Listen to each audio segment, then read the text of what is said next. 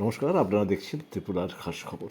এই ভিডিওতে ত্রিপুরার ভূমিপুত্র ও ত্রিপুরা রাজপরিবারের সন্তান জিষ্ণু দেব বর্মা তিনি তেলেঙ্গানার রাজ্যপাল হয়েছেন। শনিবার ত্রিপুরা সরকারের পক্ষ থেকে মাননীয় জিষ্ণু দেব বর্মাকে নাগরিক সংবর্ধনা দেওয়া হয়। এই উপলক্ষে মুখ্যমন্ত্রী ডক্টর মানিক সাহা তাঁর ভাষণে কি বললেন চলুন শুনে নিই। বন্ধুগণ, সবাইকে হার্দিক অভিনন্দন ও শুভেচ্ছা জানাচ্ছি এখানে আপনারা উপস্থিত থাকার জন্য। আমাদের সবার প্রিয় তেলেঙ্গানা রাজ্যের মাননীয় রাজ্যপাল শ্রী জিষ্ণুদেব বর্মা মহোদয়, আপনি এই রাজ্যের ভূমিপুত্র এবং ত্রিপুরা রাজ পরিবারের কৃতি সন্তান। আমরা গর্বিত যে আপনি এই রাজ্যের প্রথম ব্যক্তি যিনি কোনো রাজ্যের সাংবিধানিক প্রধান রাজ্যপাল পদে আসীন হয়েছেন। ত্রিপুরা রাজ্যের জনগণের কাছে এটা অত্যন্ত গৌরবের বিষয়। আপনি শুধু একজন প্রাজ্ঞ রাজনীতিবিদ নন, আপনি একাধারে কবি, লেখক ও শিল্পী। জনজাতি সম্প্রদায়ের সামগ্রিক উন্নয়নে আপনার চিন্তা ভাবনা ও কর্মকুশলতা নতুন দিশা সঞ্চার করেছে। রাজ্যের প্রাক্তন মুখ্য সচিব স্বর্গত রাজকুমার রবীন্দ্র কিশোর দেববর্মা এবং বহুগুণের অধিকারী রাজকুমারী কমলপ্রভা দেবীর সুযোগ্য সন্তান আপনি। সমাজের বহুমুখী ক্ষেত্রে আপনার সৃষ্টিশীল অবদান নিঃসন্দেহে আমাদের গৌরবান্বিত করেছে।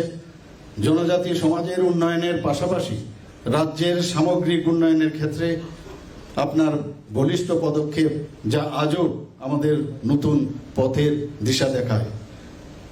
প্রচারের অন্তরালে থেকে নীরবে নিবৃত্তে আপনি কাজ করে চলেছেন। 1989 থেকে 1993 সাল পর্যন্ত আপনি নর্থ ইস্টার্ন কাউন্সিলের অ্যাডভাইজারি কমিটির সদস্য ছিলেন। 1993 সালে Indian national council for art and কালচারের ত্রিপুরা চ্যাপ্টারের দায়িত্ব থেকে আপনি এই অঞ্চলের শিল্প সংস্কৃতির বিকাশে গুরুত্বপূর্ণ ভূমিকা গ্রহণ করেছেন। 1993 সালে ত্রিপুরা থেকে বিজেপির ন্যাশনাল কাউন্সিলের সদস্য আপনি নির্বাচিত হন। এই অঞ্চলের শিল্পকলার চর্চা ও প্রসারে আপনার ভূমিকা দীর্ঘকাল আমাদের অনুপ্রাণিত করেছে এবং ভবিষ্যতেও করবে বলে আমি আশা করি।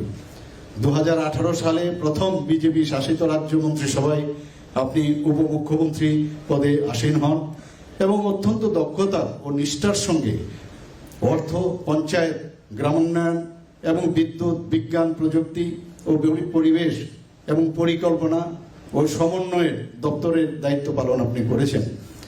5 বছরের এই মন্ত্রিত্বের সময়কালে প্রশাসনিক ক্ষেত্রে আপনার বহুমুখী সৃষ্টিশীল দৃষ্টিভঙ্গি রাজ্য প্রশাসনকে সমৃদ্ধ করেছে।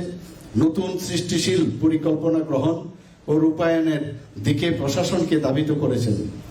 উন্নয়নের ক্ষেত্রে নতুন নতুন পরিকল্পনা রূপায়িত হয়েছে।